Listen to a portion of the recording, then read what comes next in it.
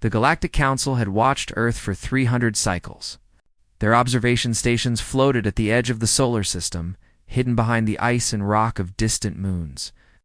From there, they studied the small blue planet and the strange creatures who lived on it. Ambassador Nada had spent most of her long life studying new species.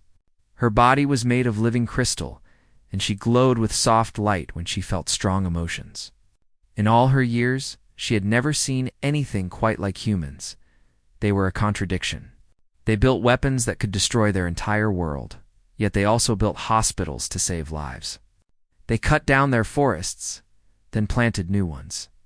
They fought wars over lines drawn on maps, then sent food and medicine to the same enemies they had bombed.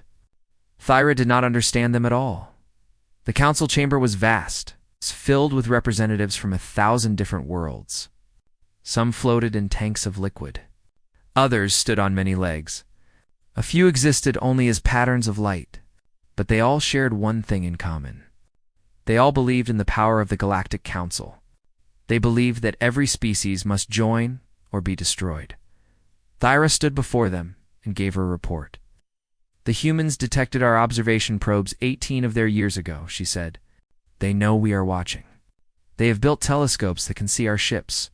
They have intercepted our communications and learned some of our language. Delegate Morn, a being whose body was covered in glowing tendrils, leaned forward with interest. And yet they send no message. No greeting? No request for protection? Nothing, Thyra confirmed. They remained silent. The chamber filled with confused murmurs. This was not normal behavior. Every other species, the moment they learned they were not alone in the universe, had reached out. Some begged for help. Some demanded to be left alone. Some threatened war. But all of them spoke. Humanity said nothing. Perhaps they are simply afraid, suggested a delegate from the Kareth Dominion. Fear can make a species hide. Thyra's crystal body flickered with disagreement. No. Our analysts have studied their behavior carefully. They are not hiding. They are preparing. Preparing for what? Thyra had no answer far across the galaxy. On the planet the Council watched so carefully, a different kind of meeting was taking place. Deep beneath the mountains of Gangwon Province, in a bunker that could survive nuclear war, Colonel Park Doan reviewed the latest intelligence reports. He was a tall man with a serious face and gray hair at his temples. He had served in the military for 30 years, but nothing in his training had prepared him for this. Aliens were real. They were watching. And someday soon, they would come. Dr. Kim Yuna sat across from him, her eyes fixed on a holographic display.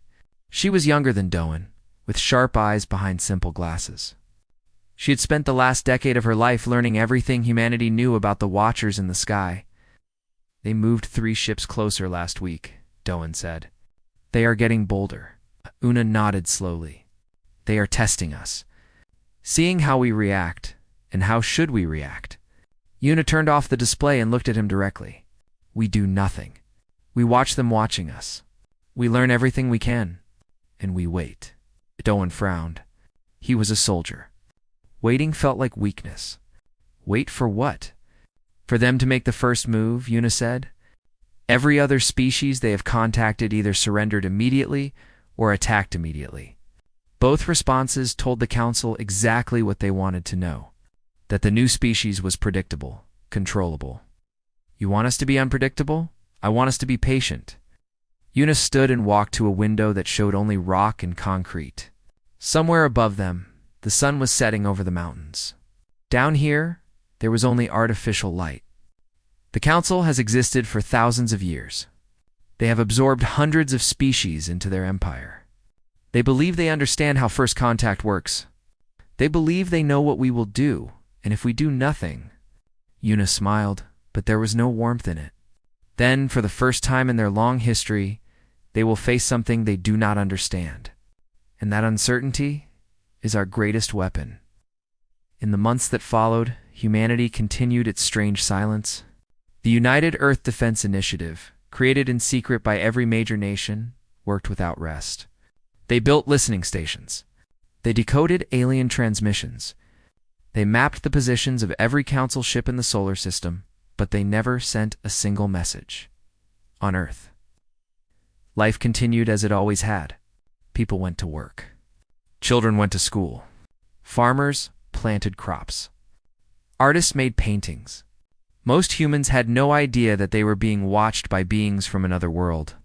The governments had decided that the truth would cause panic. Better to prepare quietly. Better to wait in Busan. An old woman named Han Murray sat in her small apartment and read the classified files that her former student had sent her. She was 73 years old. She had spent her life studying physics, trying to understand the fundamental nature of the universe. Now she understood that the universe was far stranger than she had ever imagined. They think we are children, she said to herself, looking at the analysis of Council Society.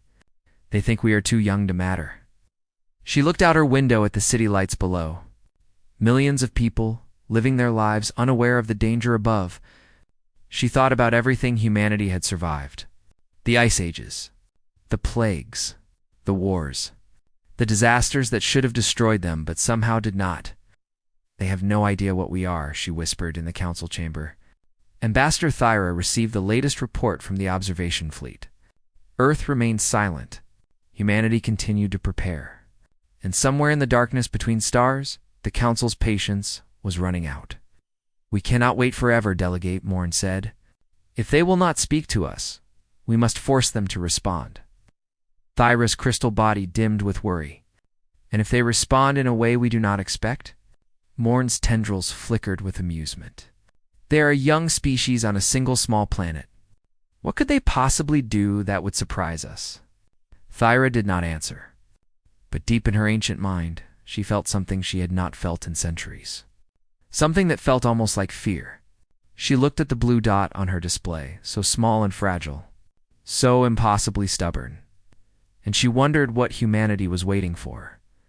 The ships appeared without. Warning, on a cool autumn morning in the year 2157. 7 massive vessels, each one larger than any city on Earth, materialized in orbit as if they had always been there. They blocked out the stars. They cast shadows on the clouds below, and they spoke. The message came in every human language at the same time. It played on every television, every radio, every phone, every computer screen on the planet. The voice was cold and mechanical, translated by machines that did not understand emotion. The Galactic Council requires demonstration of worth. You will surrender your Pacific territories for resource extraction or face consequence. You have 1 rotation to comply. And then silence. For a moment, the entire world stood still. In Tokyo, office workers stopped in the middle of the street and stared at the sky. In New York, traffic came to a complete halt as drivers stepped out of their cars. In small villages and great cities on every continent, people looked up and realized that everything they knew had changed. The secret was out. Humanity was not alone. In Seoul, President Choi Soo-yoon called an emergency meeting. The Blue House filled with generals and scientists, diplomats, and intelligence officers. Everyone was talking at once. Some demanded immediate surrender. Others called for nuclear strikes. Fear filled the room like smoke. Only one person remained calm. Lieutenant Commander Baek Ji-won was 32 years old. She had spent her entire career studying the aliens that watched Earth.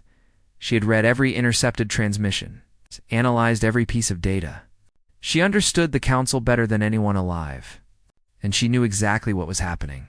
Quiet, President Choi commanded. The room fell silent. She turned to Ji-won. Commander Baek, you asked to speak? Ji-won stepped forward. Her hands were steady. Her voice was clear. Madam President, this is not an invasion. This is a test. The room erupted in confused murmurs. Ji-won raised her hand for silence. The Galactic Council has absorbed hundreds of species over thousands of years. Every time they make first contact, the pattern is the same. They make a demand. They threaten consequences. And then they watch how the new species responds. And how do species usually respond? Ask General Yoon, the head of military operations. 2 ways, Ji-won said. Either immediate submission or immediate aggression. The submissive species are absorbed peacefully. They become workers and servants. The aggressive species are crushed. Their worlds are taken by force. She paused. Both responses confirm what the Council already believes, that younger species are either cowards or brutes. Predictable, easy to control. President Choi leaned forward. And if we are neither? Gyuan met her eyes. Then we become something they have never seen before, something they do not understand. And for a civilization built on certainty and control, that is the most dangerous thing in the universe. The deadline approached. 24 hours became 12. 12 became 6. 6 became 1. The world held its breath. The Council ships waited in silence, their weapons powered and ready, and then the deadline passed. Earth did not surrender. Earth did not attack. Instead, something strange happened. Every screen on every alien vessel flickered and changed.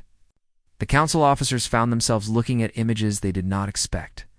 Children playing in parks, farmers working in rice fields, students studying in libraries, old men playing chess in public squares, musicians performing on street corners, a woman feeding bread to birds by a river.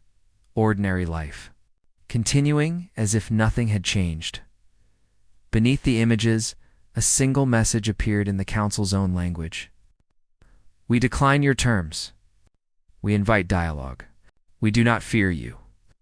On the Council flagship, Ambassador Thyra stared at her screen in disbelief. Her crystal body pulsed with colors she could not control. She had studied humans for decades. She thought she understood them. But this response made no sense. They are insane, said Delegate Morn, his tendrils flashing with anger. They have no fleet, no planetary shields, no weapons that could touch us. Yet they refuse? Perhaps they do not understand the threat, suggested another officer. No, Thyra said quietly. They understand perfectly. That is what makes this so strange. She watched the images cycling on her screen. A little girl holding her mother's hand, an old man laughing at a joke, a couple dancing in the rain. They are not pretending to be brave. They are simply continuing to live. Then they are fools. Thyra was not so sure. On Earth, the world slowly began to breathe again. The deadline had passed. The aliens had not attacked. Something had changed, though no one was quite sure what. In the bunker beneath the mountains, Colonel Park Doan stood beside Commander Baek Juan and watched the alien ships on their displays. They had not moved.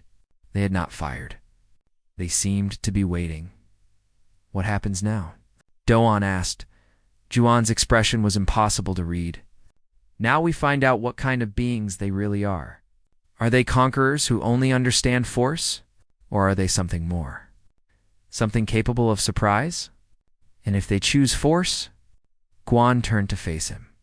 Then we show them something else they do not expect. We show them that humans do not break easily, that we have survived ice ages and plagues and wars that should have destroyed us, that we are still here after everything, and we will still be here long after they are gone. She looked back at the screen, at the massive ships hanging in the darkness above Earth. They came here expecting to find animals or children. Easy to scare, easy to control. Her voice grew hard. They have no idea what they have found. In the Council chamber, debates raged through the night. Some demanded immediate destruction of the defiant world. Others urged caution. The humans had done something no species had ever done before. They had refused to play the game. Ambassador Thyra said nothing. She simply watched the images from Earth, the children playing, the farmers working, the artists creating, life continuing, stubborn and beautiful, in the shadow of annihilation. And for the first time in her long existence, she wondered if the Council had made a terrible mistake. The Council had been defied. For the first time in 1,000 years, a species had looked at their power and said no. This could not be allowed to stand. The strike came 3 days after the deadline passed. A single beam of light, bright as a second sun, shot down from the lead Council ship and struck an uninhabited island in the South Pacific. The explosion was visible from space. The island, which had existed for millions of years, simply ceased to exist. Where it had stood, there was only a crater of boiling water and melted rock. The message was clear. This is what we can do. Imagine what happens next. On Earth, panic spread like wildfire. People flooded the streets, some praying, some screaming, some simply standing in shock. Governments issued statements urging calm, but no one was calm. The aliens had shown their power. Humanity had no defense against such weapons. In the bunker beneath the mountains, Colonel Park Doan watched the satellite footage of the destroyed island. His face showed nothing, but his hands were clenched tight. "We have no answer for that," General Yoon said quietly.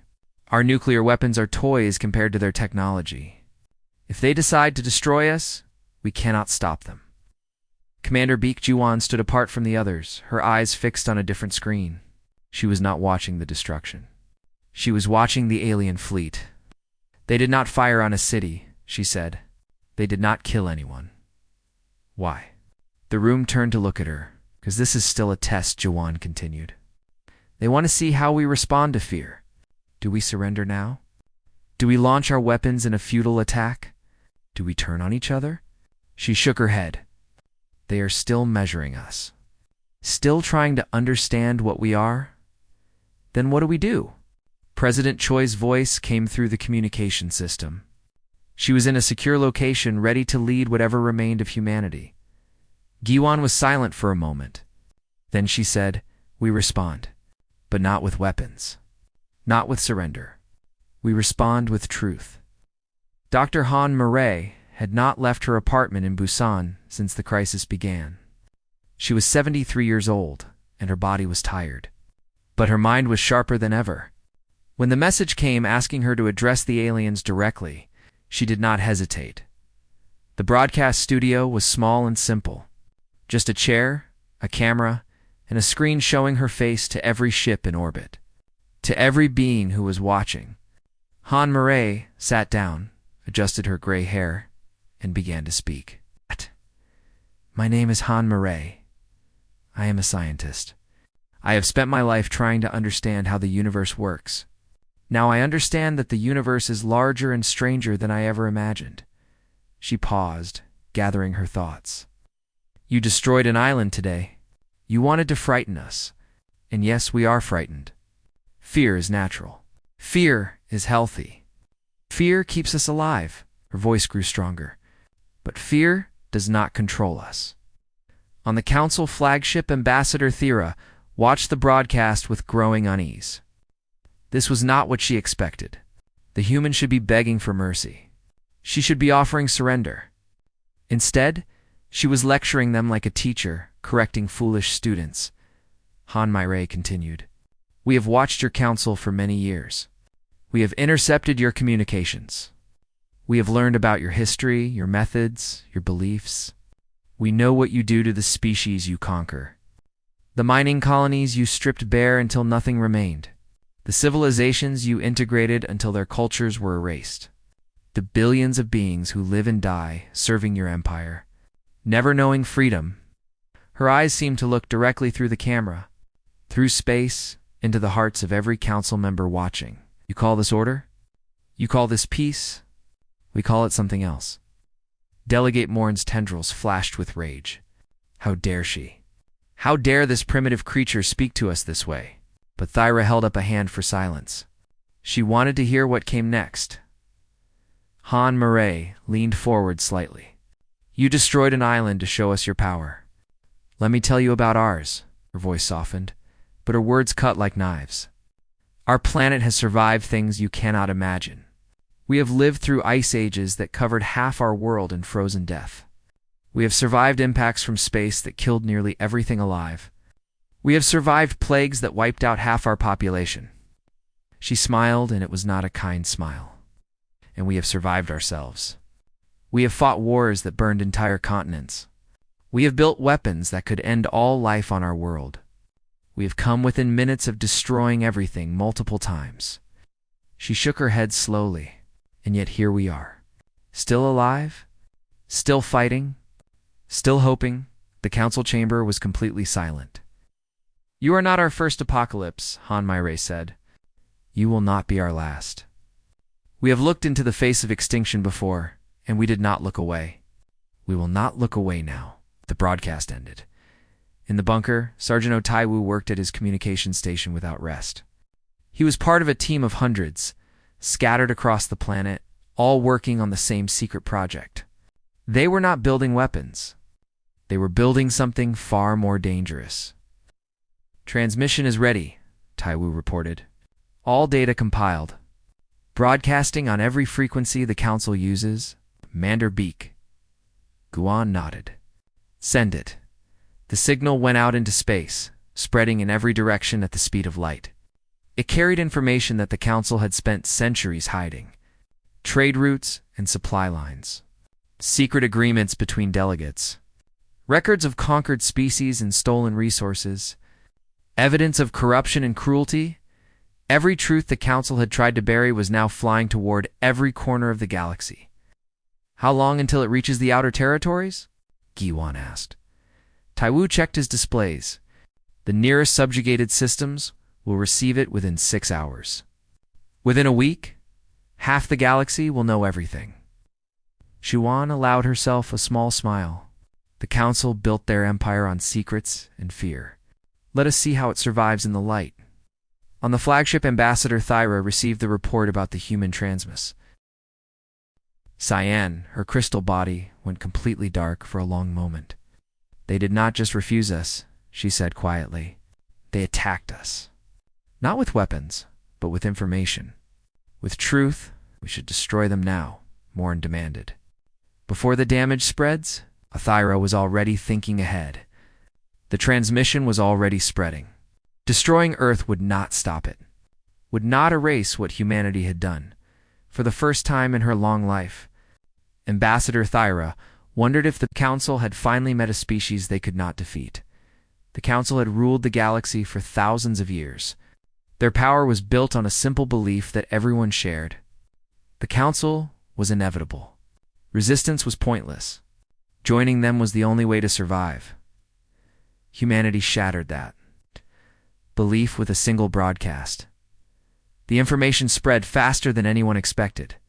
Within days, reports began flooding into Council headquarters from every corner of their empire. The news was not good. The Veth Collective received the transmission first.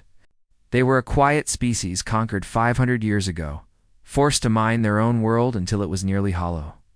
For generations, they had accepted their fate. What choice did they have? The Council was too powerful to resist, but now they knew the truth. They knew about the secret deals that kept them enslaved. They knew that other species had tried to resist and been crushed in silence. And they knew that somewhere, a small blue planet was still standing, still refusing to submit. The Veth stopped working. Not violently, not dramatically. They simply put down their tools and sat down. When the Council overseers demanded they return to work, they said nothing. They did nothing. Passive resistance, the humans called it. The Veth had learned a new word. On the singing moons of Orith, the effect was even more dramatic. The Orith were artists, creators of harmonic crystals that powered most Council technology. They had been conquered not by force, but by manipulation. It's told that their art would spread across the galaxy, bringing beauty to countless worlds. Instead, their creations had been turned into weapons and tools of control. The Orith stopped singing. Their moons fell silent for the first time in a millennium. Without new crystals, Council ships would eventually fail. Their weapons would go dark. Their communications would collapse. Trade routes fell into chaos. Species who had never communicated began sending messages to each other. For the first time, the conquered peoples of the galaxy were talking, sharing stories, comparing notes, and everywhere they looked, they saw the same thing. A small planet called Earth, standing alone against the greatest power in the universe in the Council chamber. The debates had become screaming matches. Delegate Morn's tendrils blazed with constant anger. Half the representatives demanded immediate destruction of Earth. The other half warned that such action would only prove that humanity was right, Ambassador. Thyra said nothing. She sat in her place and watched her colleagues tear themselves apart. She had lived for a very long time. She had seen empires rise and fall. She recognized what was happening now. You said they were primitive. Morn shouted at her, pointing with a tendril that shook with rage. You said they would submit like all the others. I was wrong, Thyra admitted. Her voice was calm. Her crystal body glowed with a soft, sad light. We were all wrong. We saw their wars and their pollution and their chaos, and we thought we understood them. We thought they were children, fighting over scraps, too immature to matter. She stood and walked to the great window that showed the stars beyond. We did not see what they truly were. We did not see their resilience, their creativity, their stubborn refusal to accept defeat. She turned back to face her colleagues. We did not see that they had already survived things that would have destroyed any of us. Then what do we do? Someone asked. Thyra had no answer. On Earth, the atmosphere had changed completely. What had started as fear had transformed into something else. Pride, hope, defiance. The world watched as their tiny planet shook the foundations of a galactic empire in Gwangju. An elderly woman named Shinyunji organized her neighbors to plant gardens on every rooftop in the city. It was a small act, perhaps meaningless in the face of alien warships. But it felt important. It felt like saying, we are still here, and we are still living. The idea spread. Within weeks, rooftop gardens appeared in cities across the world. People planted flowers and vegetables in the shadow of potential destruction. They refused to stop living just because they might die. In Daijin, university students built translation software and released it for free. For the first time, humans could communicate directly with species across the galaxy. Messages began flowing in both directions. Questions, stories, expressions of support and solidarity. A young student named Cho Hanyul received a message from a Veth worker on the other side of the galaxy. The translation was imperfect, but the meaning was clear. We saw what you did. You gave us courage. Thank you, Hanyul cried when she read it. Then she wrote back. President Choi addressed the United Nations in a session unlike any other in history. The assembly hall was packed, not just with human delegates, but with representatives from 7 alien species who had risked everything to reach Earth. They had traveled in secret, hiding from council patrols, because they needed to see for themselves. They needed to meet the species that had dared to say no. President Choi looked out at the assembled beings. Some humanoid, some completely alien, all united by something that transcended biology. We did not ask for this fight, she said. When we looked up at the stars, we hoped to find friends. We hoped to find teachers who could show us the wonders of the universe.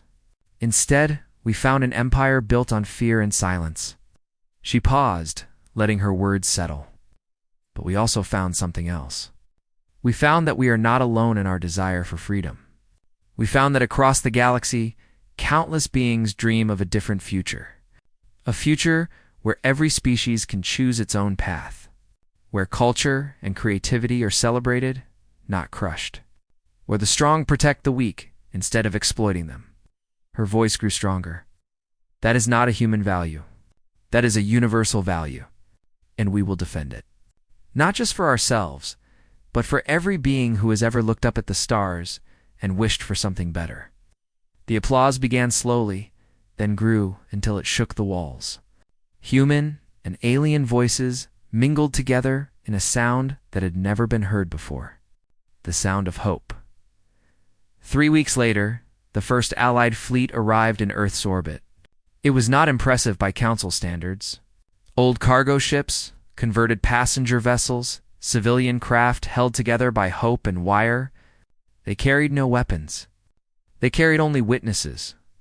Beings from a dozen different species stood at their windows and looked down at Earth. The small blue planet that had changed everything. The world that refused to be afraid. Commander Beak, Giwan, watched them arrive from the bunker that had become humanity's command center. Colonel Park Doan stood beside her. They came, Doan said quietly. There was wonder in his voice. They came, Jiwan agreed. And more will follow. The Council spent thousands of years teaching the galaxy that resistance was impossible. We taught them something different in a matter of weeks. What did we teach them? Juan smiled. That empires are not immortal. That fear is not forever. That sometimes all it takes is one voice saying no for everything to change.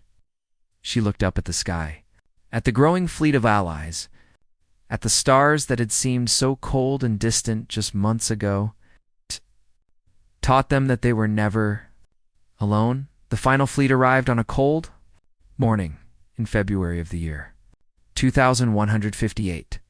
17 dreadnoughts, each one a mountain of metal and fire, materialized around Earth like a closing fist. They were the largest warships the Council had ever built. Each one carried enough firepower to burn a continent to glass. This was not a test. This was not a warning. This was the end. The message from the Council was simple: surrender immediately and unconditionally, or face complete destruction. There will be no further communication. In the bunker beneath the mountains, Colonel Parkdone stood before the tactical displays and watched the red dots multiply. 17 dreadnoughts, hundreds of support vessels, thousands of weapons pointed at his world. Commander Beek Juwan stood beside him, her face calm, her eyes clear. "We cannot win this," Dowan said quietly. It was not a complaint. It was simply a fact. No, Jiwan agreed. "We cannot. Then what was the point? All of this, everything we did, if it ends like this?" Jiwan turned to face him. "We were never trying to win a battle, Colonel. We were trying to prove that the battle was worth fighting.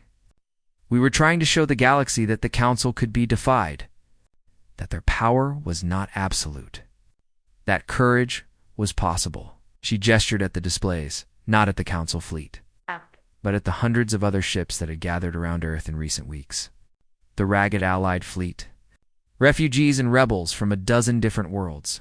"Look at them," she said. 3 months ago, none of these species had ever spoken to each other.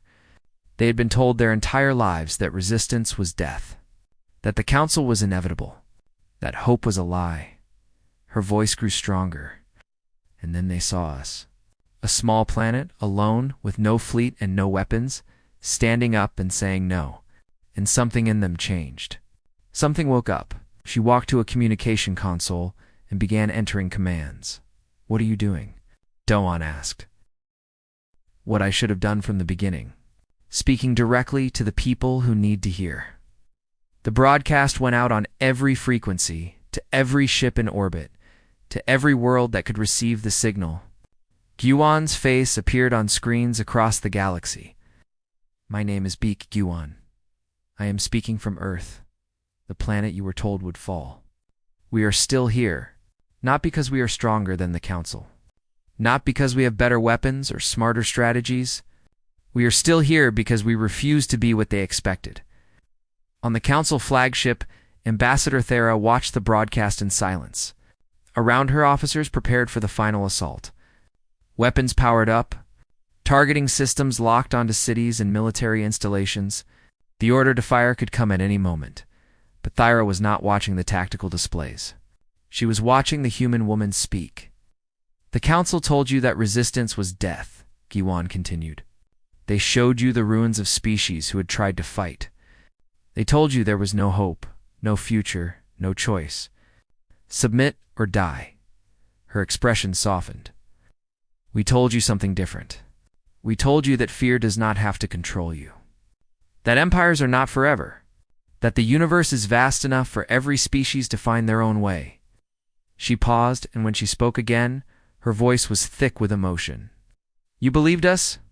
You came here, to this tiny planet, in ships held together by wire and prayer. You risked everything because somewhere deep inside, you remembered what hope felt like." The Allied fleet hung motionless around Earth. The Council dreadnoughts loomed above them, weapons ready. In the space between, thousands of beings from hundreds of worlds held their breath. "Today may be our last day," Jiwan said. "The Council may destroy us. They may burn this world to nothing. But they cannot burn what we have started. They cannot destroy the idea we have spread. Across the galaxy, beings are waking up. They are remembering that they have a choice. They are remembering that they are not alone." She smiled, and there was no fear in it. "That is our victory. Whatever happens next, we have already won." The broadcast ended. On the Council flagship, Delegate Morn turned to the weapons officer. Destroy them. All of them. End this. But the weapons officer hesitated. His appendages hovered over the controls, frozen. What are you waiting for? Morn demanded. Fire. Sir, the officer said quietly, the outer fleets are reporting in. The Veth, the Orith, even the Kareth Dominion. They are refusing the order to support our attack. Morn's tendrils went pale. What? They say they will not fire on Earth. They say if we destroy the humans, they will stop cooperating with the Council entirely. Mining, manufacturing, shipping, everything. Ambassador Thyra closed her eyes. She had seen this coming. She had felt it building since the moment the humans had refused their first ultimatum. The Council's power had never been based on force alone. It had been based on belief. The belief that resistance was impossible. That the Council would always win. The humans had destroyed that belief. Ambassador, her aide whispered, "What do we do?" Thyra opened her eyes and looked at the blue planet below. So small, so fragile, so impossibly stubborn. Cannot destroy them, she said quietly. Not without destroying ourselves, then we have lost. Thyra thought about that word. Lost. The Council's fleet was intact. Their weapons were still the most powerful in the galaxy. They could still burn Earth to ash, but what would that accomplish? The idea had already spread. The rebellion had already begun. Destroying Earth now would only prove that the humans had been right all along. It would turn them into martyrs. It would fuel the revolution they had started. We have not lost a battle, Thyra said finally. We have lost something far more important. We have lost the story. The narrative that made the galaxy believe in us. She looked at the human ships, the Allied fleet. The beings who had traveled across the stars to stand with a species they had never met. They have given the galaxy a new story. One where the Council is not inevitable. One where hope is possible. She opened a channel to the Council chamber. It is over, she said. Not because they defeated us, because they showed the galaxy that we could be defied. That is a wound we cannot heal with weapons. On Earth, the sun rose over Seoul. In a small apartment in Mapo, a young girl named No Ha-young stood at her window and watched the sky. The alien ships were still there, dark shapes against the morning light. But they had not fired. Hours had passed, and they had not fired. Her mother, No Jeong, came to stand beside her. What are they doing? Ha-young asked. I do not know, her mother admitted. Waiting? Perhaps? Deciding? Are you scared? Jeong thought about the question. Fear was natural. Fear was healthy. But she looked at her daughter, at the hope in her young eyes, and she felt something stronger than fear. A little, she said honestly, but I am also proud. We showed them something today. We showed them who we are. Ha-young looked back at the sky. One of the ships was moving. Not toward them. Away, then another. And another. They are leaving, Ha-young whispered. Across the planet. People watched in disbelief as the Council fleet began to withdraw. Not all of them. Not yet. But enough to know that something had changed. Something had shifted in the balance of the universe. In the bunker, Commander Baek Gi-won received the reports with no expression on her face. When Colonel Doan asked her how she felt, she was silent for a long moment. I feel like we just took the first step on a very long journey, she said finally. The Council is not defeated. The galaxy is not free. There will be more battles, more struggles, more sacrifices. But we survived. We did more than survive. Guan looked at the Allied ships on her display, at the messages of congratulations flooding in from across the stars. We showed them that survival was possible. That was all we needed to do. On the Council flagship, Ambassador Thyra watched Earth grow smaller as they withdrew. The blue planet, still spinning, still alive. She wondered what would happen next. She wondered what humanity would become now that they had announced themselves to the galaxy. She suspected she would find out. Whether the Council wanted to or not, and on Earth. In 1,000 cities and 1,000,000 homes, people stepped outside and looked up at the stars. For the first time in human history, they knew they were not alone. They knew the universe was vast and strange and dangerous, but they also knew something else. They knew that a single voice, raised in defiance, could change everything. Earth had remained silent for so long. Now, finally, it spoke, and the galaxy would never be the same.